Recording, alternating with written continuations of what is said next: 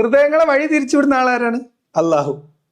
എന്നിട്ട് അള്ളാഹിനോട് പറയാം, അള്ളാ നീ ഞങ്ങളെ എന്നോടുള്ള അനുസരണക്കാരുടെ വഴി കൂടി തന്നെ തിരിച്ചു വിടണേന്ന്. അപ്പൊ അള്ളാഹു ഇങ്ങനെ അനുസരിക്കുന്നവരെയും ഇബിലീസിനെ അനുസരിക്കുന്ന ആൾക്കാരെ ഇങ്ങനെ വെറുതെ ഇരിക്കല്ലേ, പ്രത്യേകിച്ച് പരിപാടിയൊന്നും ഇല്ലല്ലോ. അപ്പൊ ചില ആൾക്കാർ ഇങ്ങനെ അള്ളാഹുവിന്റെ പാതയിൽ പോകുന്നു, ചില ആൾക്കാർ ഇബിലീസിന്റെ പാതയിൽ പോകുന്നു. അപ്പൊ അള്ളാഹിന്റെ പാതയിൽ പോയിരിക്കുന്ന കുറെ ആൾക്കാരെ ഇങ്ങനെ നോക്കിയിട്ട് അള്ളാഹ് അതിന് ഓരോരുത്തരെ ഇങ്ങനെ പിടിച്ചിട്ട് പുറത്തേക്ക് ഇബിലീസിന്റെ പാതയിൽ കൊടുക്കും. ചിലവരെ പിടിച്ചിട്ട് ഇബിലീസിന്റെ പാതയിൽ നിന്ന് ഇങ്ങനെ പൊക്കിയെടുത്തിട്ട് അള്ളാഹിന്റെ പാതയിൽ കൊടുക്കും. കുറച്ചിങ്ങനെ പോയിട്ട് തോന്നും വേണ്ട, ഇതെടുത്തിട്ട് ഇങ്ങോട്ട് വെക്കും. നിങ്ങൾ ആലോചിച്ച് നോക്ക്, ഒരു പ്രപഞ്ച സൃഷ്ടാവായ അള്ളാഹുവിനെ കുറിച്ച് വിശ്വാസികളുടെ സങ്കല്പം.